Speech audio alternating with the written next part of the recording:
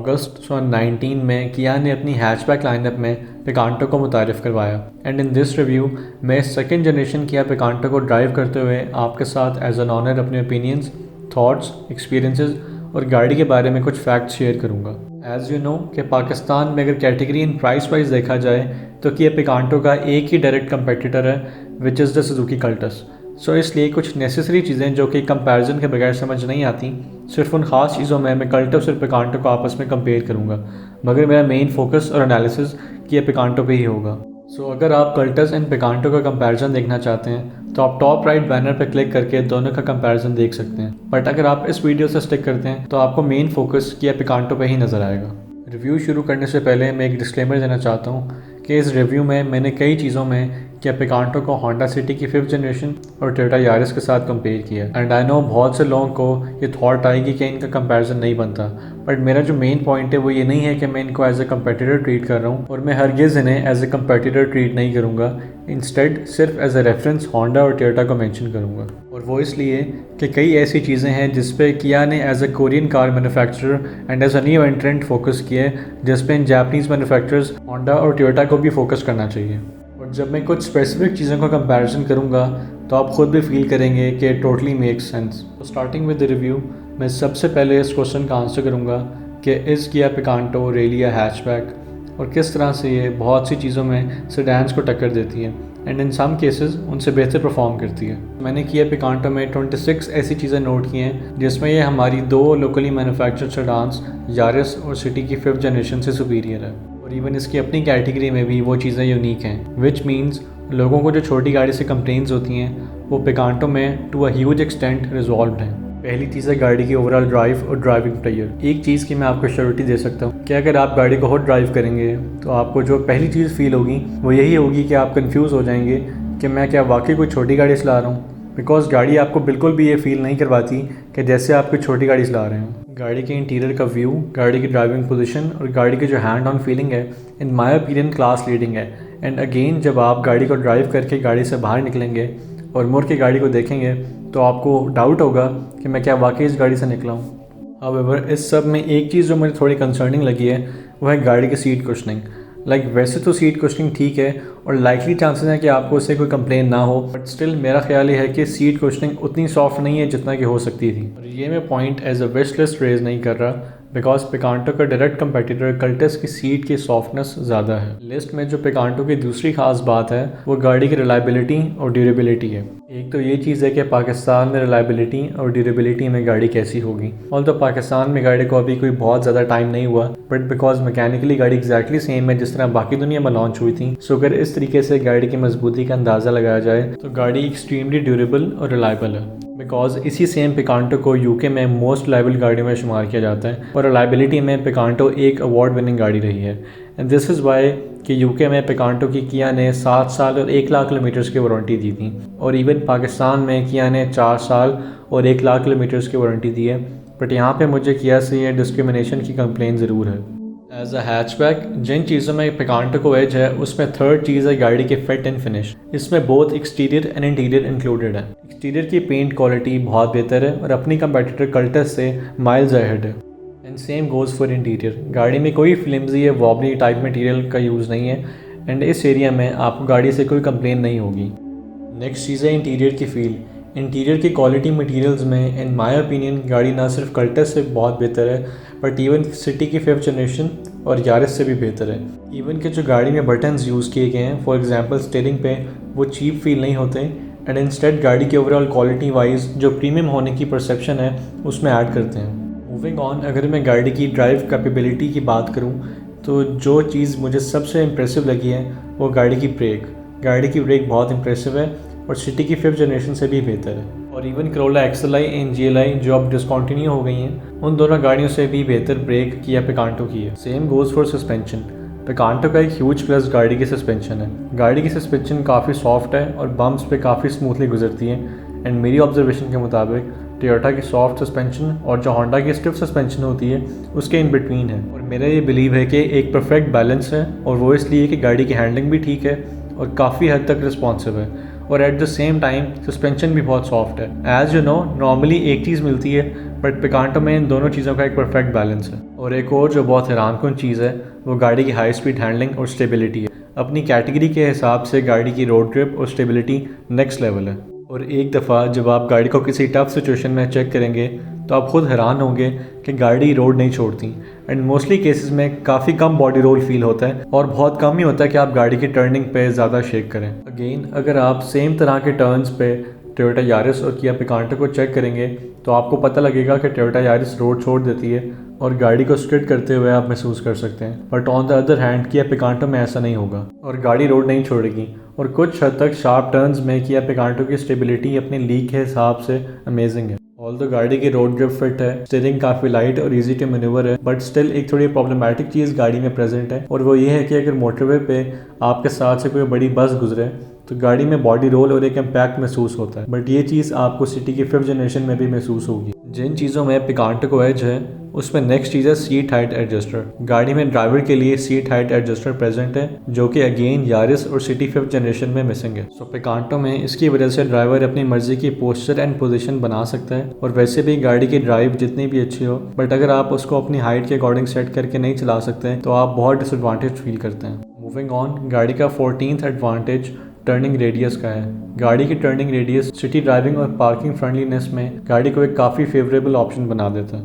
15th चीज़ है ambient light, जो कि फुट एरिया में चलती है। रात के टाइम में जब आप गाड़ी में एंटर होंगे तो ये लाइट एक प्लीजिंग लुक देती है और आपको वेलकम करती है। हाउएवर, ये डोर ओपनिंग के साथ लिंक्ड है, और अगर गाड़ी का दरवाज़ा कोई सही से बंद ना हो तो ये आपको इंडिकेट कर देती है, बिकॉज ये लाइट बंद नहीं होती अगर दरवाज़ा सही से बंद ना हो। 16th चीज़ एक बहुत बेसिक सी चीज़ है, बट क्योंकि वो यारिस में मिसिंग है तो आई थिंक वो वर्थ मेंशनिंग है। चीज़ ये है कि गाड़ी में एक well sized foot rest present है। अगली चीज़ भी एक काफ़ी बेसिक सी चीज़ है, बट अगेन क्योंकि वो कल्टस में मिसिंग है तो इसको भी मैं इसलिए मेंशन कर रहा हूँ। गाड़ी में रात के टाइम बैक मिरर को डिम करने की ज़रूरत पड़ती है, एंड सो ये चीज़ भी पिकांटो में प्रेजेंट है। नेक्स्ट चीज़ गाड़ी की लीक के हिसाब से एक यूनिक फीचर है जो सिटी, यारिस और इवन करोला में भी प्रेजेंट नहीं है। फीचर ये है कि गाड़ी के सारे दरवाज़ों का lock and unlock control passenger side के पास भी है, और इसके थ्रू भी आप सारे दरवाजे लॉक या अनलॉक कर सकते हैं, जो कि काफ़ी सिचुएशंस में एक कन्वीनियंट फीचर है। नेक्स्ट चीज़ हाईलाइट करने से पहले मैं अपनी एक थॉट शेयर करना चाहता हूँ, जो कि पिकांटो के केस में मैंने एक अजीब सी चीज़ नोट की है। सो मैंने ये चीज़ बहुत फील की है कि लोगों के माइंड में गाड़ी की राइट परसेप्शन नहीं है,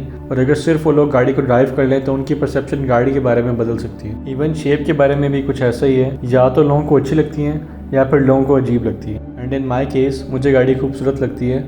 सो ओवरऑल गाड़ी की परसेप्शन वाइज मेरे ख्याल से पिकांटो समवट अंडररेटेड रही है, और जितनी गाड़ी प्रीमियम है उस लेवल के मुताबिक गाड़ी की परसेप्शन उतनी नहीं है। बट जो गाड़ी के ऑनर्स हैं वो तो पिकांटो से बहुत खुश हैं, बिकॉज दे ऑल्सो नो कि 90% चीज़ें जो गाड़ी में हैं वो प्रीमियम है। सो या तो वो चीज़ है ही नहीं या फिर प्रीमियम है। और अगर आप सोच रहे हैं कि वहाँ 90%, तो रिव्यू में आगे चलकर मैंने कुछ ऐसे एस्पेक्ट शेयर किए हैं जो आपको थोड़ा डिसअपॉइंट ज़रूर करेंगे। Moving on back to the perks of Kia Picanto, 19th चीज़ है कुछ क्वालिटी स्टैंडर्ड्स। किया ने पाकिस्तान में बहुत से क्वालिटी स्टैंडर्ड्स को मेंटेन किए, जिस तरह के ड्राई बैटरी को गाड़ी में इंस्टॉल किया। होंडा एंड टोयोटा अभी भी पुरानी पानी वाली बैटरी से स्टिक कर रहे हैं, जो कि बहुत से केसेस में एक हेडेक है। सिमिलरली गाड़ी ऑल्दो एक 1000 सीसी हैचबैक है, बट गाड़ी की एसी परफॉर्मेंस काफ़ी इंप्रेसिव है। 20th चीज़ एक छोटी सी चीज़ है, बट वो पिकांटो के अटेंशन टू डिटेल वाली कॉन्सेप्ट की रीइंफोर्समेंट करती है। और जो गाड़ी का साइज़ है उसके हिसाब से गाड़ी का जो ग्लव कंपार्टमेंट है वो बहुत वेल साइज्ड है। एक और चीज़ गाड़ी में यूनिक है, गाड़ी में सन ग्लासेस होल्डर प्रेजेंट है। ऑल्दो ये सन ग्लासेस होल्डर की यूटिलिटी पूरी नहीं करते, बट इसमें जो हमारे रेगुलर ग्लासेस होते हैं वो ज़रूर रखे जा सकते हैं इसके साइज़ की वजह से। 22nd चीज़ है गाड़ी का इंस्ट्रूमेंट क्लस्टर। ऑल्दो ये थोड़ी सब्जेक्टिव चीज़ है, बट अगर मैं अपनी बात करूँ तो मुझे इसका डिज़ाइन बहुत अच्छा लगा है, एंड आई थिंक ये सिटी की 5th जनरेशन और जो डिसकॉन्टिन्यूड XLI एंड GLI का मीटर था इसका इन सब गाड़ियों से बेहतर है।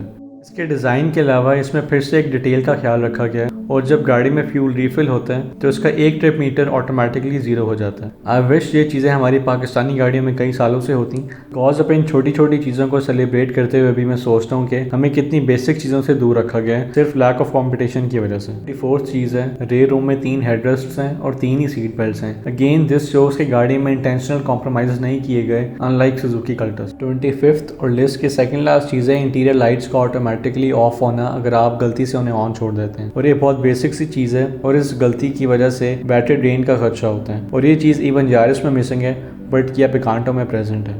26th और लिस्ट की लास्ट चीज़ जिसमें पिकांटो अपनी कैटेगरी से एक स्टेप अहेड ऑफर करती है उसमें स्टोरेज कंपार्टमेंट्स की ट्रंक में प्रेजेंस है। अगेन ऐसे फील होता है कि किया ने एक पूरे थॉट प्रोसेस के साथ गाड़ी को प्रेजेंटेबल बनाया है, और ये चीज़ सिटी, सिविक, कोरोला, यारिस किसी गाड़ी में नहीं है, और जब ये पिकांटो में हो सकती है तो उन गाड़ी में क्यों नहीं। सो इन सब 26 रीजंस की वजह से मैं किया को अप्रिशिएट करना चाहता हूँ। मूविंग ऑन, क्योंकि क्वेश्चन ये है कि इस पिकांटो रेलिया हैचबैक और क्या गाड़ी का बिहेवियर वाकई एक हैचबैक वाला है। सो अब मैं उन चीज़ों को हाईलाइट करूंगा जो पिकांटो के डाउन साइड्स हैं और वो हमें पुश करती हैं कि हम स्टिल किसी और सेडान की तरफ जाएं। पहली चीज़ जो कि गाड़ी की डिसअपॉइंटिंग है वो है गाड़ी की एक्सेलरेशन एंड परफॉर्मेंस। वैसे तो गाड़ी की पावर एवरीडे ड्राइविंग में ठीक है, बट गाड़ी के पिक एंड परफॉर्मेंस बिल्कुल भी खास नहीं है, और कर्टस जो कि पिकांटो के डायरेक्ट कंपेटिटर है उसका 0 to 100 बहुत सेटिस्फाइंग है।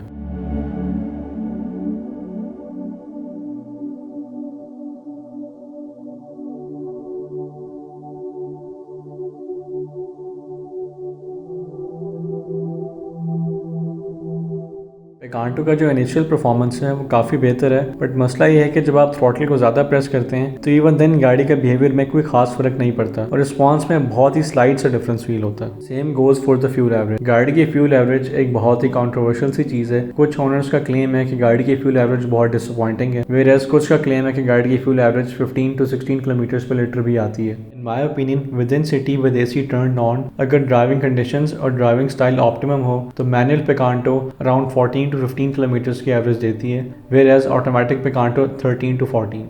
बट अगेन ये फिगर्स उन हालात की हैं जब ड्राइविंग कंडीशंस अच्छे हों। हाउएवर गाड़ी की फ्यूल एवरेज में मेरा ओपिनियन ये है कि पिकांटो की फ्यूल एवरेज गाड़ी का एक स्ट्रॉन्ग पॉइंट नहीं है, बिकॉज पिकांटो की कंपेटिटर कर्टस इजीली 15 प्लस की एवरेज देती है and maximum 18 to 19 kilometre per litre तक भी जाती है, और ये चीज़ ऑब्वियस है कि एक 1000 सीसी गाड़ी की फ्यूल इकोनॉमी को आउटस्टैंडिंग होना चाहिए। वैसे भी अगर गाड़ी की पिक एंड एक्सलरेशन एवरेज है तो देन ये चीज़ मस्ट है कि गाड़ी की फ्यूल एवरेज ना हो। तो पिकांटो को लेने का मतलब ये है कि अगर आप गाड़ी की प्रीमियम फील और राइड को एंजॉय करना चाहते हैं तो आपको गाड़ी की परफॉर्मेंस और फ्यूल एवरेज दोनों पे कुछ ना कुछ कॉम्प्रोमाइज़ करना पड़ेगा। अगर आप पिकांटो को चूज़ करते हैं तो लास्टली आपको 2 चीज़ों पे कॉम्प्रोमाइज़ करना पड़ेगा। नंबर 1, गाड़ी की बूट स्पेस। गाड़ी की ट्रंक स्पेस बहुत ही कम है। दूसरा, आपको गाड़ी के रेयर लेग रूम पे कॉम्प्रोमाइज़ करना पड़ेगा। अगर गाड़ी में बैठने वाले पैसेंजर्स की हाइट 5'10" से कम हो देन रेयर रूम में बैठना इतना प्रॉब्लमेटिक फील नहीं होता। अदरवाइज जिन लोगों की हाइट ज़्यादा हो इनके लिए पिकांटो की रेयर लेग स्पेस काफ़ी प्रॉब्लमेटिक हो सकती है। इस पिकांटो रेलिया हैचबैक, अगर अब मैं इस आंसर को कंक्लूड करूं तो आई वुड से पिकांटो किसी सेडान से कम नहीं है अगर आप 4 चीज़ों पे कॉम्प्रोमाइज़ कर सकते हैं। नंबर 1 चीज़ है गाड़ी की acceleration and performance, secondly fuel average, third चीज़ है गाड़ी का रेयर रूम, एंड लास्ट चीज़ है गाड़ी की ट्रंक स्पेस। और अगर आप इन 4 चीज़ों पे कॉम्प्रोमाइज़ कर लेते हैं तो गाड़ी किसी भी तरह ड्राइव वाइज एक बड़ी गाड़ी से कम नहीं है, ख़ास तौर पर अपनी ब्रेकिंग, स्टेबिलिटी और प्रीमियम राइड क्वालिटी की वजह से। और मैंने जो पहले 26 चीज़ें काउंट करवाई थी, अगर आपके लिए वो 26 चीज़ें इन 4 मेजर चीज़ों पे ओवरवे करती हैं तो फिर आपके लिए पिकांटो एक बेस्ट चॉइस है। कॉन्टिन्यूइंग द POV, क्योंकि एक ओनर्स रिव्यू है सो इसलिए instead of sharing the features and option मैं आपके साथ गाड़ी की प्रैक्टिकलिटी की बात करूँगा, which includes drive quality, visibility, comfort and road noise. इसके अलावा मैं अपना एक्सपीरियंस शेयर करूँगा on motorways and high speeds. Other than this, मैं manufacturing faults, drawbacks, गाड़ी के safety features शेयर करूँगा as well as the overall experience of keeping the car. However, मैं अपनी नेक्स्ट वीडियो में क्या पिकांटो की मैक्सिमम डिटेल्स आपके साथ शेयर करूँगा। पहली चीज़ है गाड़ी की ड्राइव क्वालिटी। जैसे मैंने पहले कहा था कि गाड़ी की सीट कंफर्ट ठीक है बट कुशनिंग और सॉफ्ट हो सकती थी। इसके अलावा गाड़ी की विजिबिलिटी ठीक है और बहुत रेयरली ऐसे होता है कि ये पिलर्स कोई ब्लाइंड स्पॉट क्रिएट करें। जहाँ तक रोड नॉइज़ का कंसर्न है तो रोड नॉइज़ काफ़ी हद तक कंट्रोल्ड है बट स्टिल बहुत ख़ास नहीं है। इसके अलावा क्योंकि टायर्स की quality up to the mark नहीं है तो इसलिए गाड़ी में टायर नॉइज़ फील होती है। नेक्स्ट है experience on motorways and high speeds. Highway और मोटरवे की ड्राइव में one of the most concerning cheese engine noise and road noise होती है। 120 की स्पीड पे बोथ ऑटोमेटिक और मैनुअल पिकांटो का आरपीएम 4 से स्लाइटली नीचे होता और अराउंड 130 की स्पीड पे जाके 4 का आरपीएम रीच होता। कैबिन में इंजन नॉइज़ का मसला तो फील नहीं होता, बट रोड नॉइज़ में विंड नॉइज़ एवरेज फील होती है, बट ज़्यादा मसला टायर नॉइज़ का फील होता है बिकॉज कंपनी फिटेड टायर्स की इवन सिटी ड्राइविंग में गाड़ी के कैबिन में नॉइज़ फील होती है। लेन चेंजिंग में मैंने गाड़ी में एक चीज़ मिस की है which is the one touch lane assist. ये चीज़ कल्टस में प्रेजेंट है और पिकांटो में मिसिंग है और ये चीज़ बहुत यूज़फुल होती है हाईवेज़ एंड मोटरवेज़ पे। मूविंग ऑन, नेक्स्ट चीज़ है गाड़ी के कुछ ड्रॉबैक्स एंड क्वालिटी इशूज़, और मुझे गाड़ी में इस तरह के 6 इशूज़ फील हुए हैं। पहली चीज़ है कि सीट्स के पास ये स्क्रूज एक्सपोज्ड हैं। सेकेंडली, अगर गाड़ी के बाहर कोई स्मेल हो तो वो एसी के थ्रू गाड़ी के अंदर भी समटाइम्स आ जाती है, विच मीन्स गाड़ी की प्रूफिंग उस लेवल की नहीं है जितनी होनी चाहिए। थर्ड चीज़ ये है कि गाड़ी में ये एसी वेंट्स सही तरह बंद नहीं होते, इवन अगर आप इन्हें स्लाइड करके बंद कर दें and still air flow vents के थ्रू होता रहता है। नेक्स्ट मसला 3 सिलेंडर गाड़ियों वाला इनहेरिटेड इशू है और खड़ी गाड़ी पे गाड़ी में स्लाइट वाइब्रेशन फील होती है।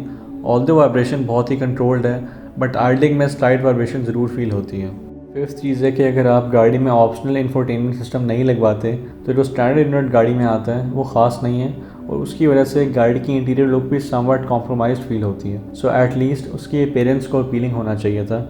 एंड रात के टाइम इसकी ब्राइटनेस काफ़ी हाई होती है और क्योंकि ये कंट्रोल नहीं कर सकते तो समटाइम्स इसकी वजह से आंखों में स्ट्रेन होता है। सिक्स्थ और लास्ट डाउनग्रेड गाड़ी के day time running lights DRLs का है। ये एक सिंपल हैलोजन लैंप है और ना के शार्प LEDs जिस तरह के बाकी गाड़ी में होती हैं, और ना ही ये रात के टाइम ऑन रहती हैं जिस तरह की बाकी गाड़ी में होता है। और असल में इसका मकसद ये होता है कि जितनी मर्जी बुरी विजिबिलिटी एरिया वाली जगह हो बट DRLs की वजह से आपकी गाड़ी को स्पॉट किया जा सके। बट पिकांटो की DRLs इस पर्पज़ के लिए इतनी सही नहीं है, और अगर इसकी जगह गाड़ी की फॉग लाइट्स होती तो उसकी प्रैक्टिकलिटी ज़्यादा होती। और कुछ लोगों ने गाड़ी की हेडलाइट बीम्स की नाइट विजिबिलिटी की कंप्लेन की है, और अगर फॉग लाइट्स होती तो वो मसला भी रिजॉल्व हो जाता। हाउएवर मुझे पर्सनली गाड़ी की नाइट विजिबिलिटी से मसला नहीं हुआ और मुझे बस ये फॉग लाइट्स की कमी महसूस हुई है। अगर मैं कल्टस एंड पिकांटो के डायमेंशंस को कंपेयर करूं तो कल्टस की लेंथ 5 मिलीमीटर ज़्यादा है पिकांटो से, और विड्थ भी कल्टस की 5 मिलीमीटर ज़्यादा है। हाउएवर हाइट में पिकांटो 50 mm कम है कल्टस से। Talking about the safety features, गाड़ी में 2 airbags, ABS brakes, Isofix style safety seat के एंकर्स और इमोबिलाइजर प्रेजेंट हैं। इसके अलावा एक छोटा सा सेफ्टी फीचर यह है कि मैनुअल पिकांटो को स्टार्ट करने के लिए क्लच का प्रेस होना ज़रूरी है। सो अगर मैं रिव्यू को कंक्लूड करूं तो मैं पिकांटो अगर लूँगा या किसी को रिकमेंड करूँगा तो मेनली गाड़ी की ड्राइव क्वालिटी, गाड़ी की superior build quality which includes किया की थॉटफुलनेस जो कि गाड़ी के ऑनर को सेटिस्फाइड रखती है, और लास्टली गाड़ी की रिलायबिलिटी की वजह से। सो एक बात याद रहे कि अगर गाड़ी की डिग्गी और रेयर रूम कैपेसिटी आपके लिए एक प्रायोरिटी नहीं है तो आई वुड से कि अगर आप चाहें तो आप पिकांटो को सिटी की 5th जनरेशन पे प्रेफर कर सकते हैं, और काफ़ी हाई चांसेस हैं कि आपको कोई कंप्लेन या रिग्रेट नहीं होगा। अगर अब मैं गाड़ी को ग्रेड करूं तो मेरे हिसाब से गाड़ी A ग्रेड स्कोर करती है, और S ग्रेड के लिए या तो गाड़ी की फ्यूल एवरेज का आउटस्टैंडिंग होना चाहिए था या फिर गाड़ी की पिक एंड एक्सेलरेशन का आउटस्टैंडिंग होना चाहिए था। इन दोनों का एवरेज होना अपने कंपेटिटर कल्टस को स्ट्रॉन्ग बना देता है, जबकि अदरवाइज पिकांटो माइल्स अहेड है। लास्टली मेरा ये ओपिनियन है कि किया को चाहिए था कि गाड़ी में रिट्रैक्टेबल मिरर्स और इंफोटेनमेंट सिस्टम को एज ए स्टैंडर्ड फीचर रखता है, बिकॉज 2 मिलियन के प्राइस में अराउंड ये गाड़ी है और इस प्राइस ब्रैकेट में हर बंदे की एक्सपेक्टेशन होती है कि गाड़ी कंप्लीट पैकेज हो।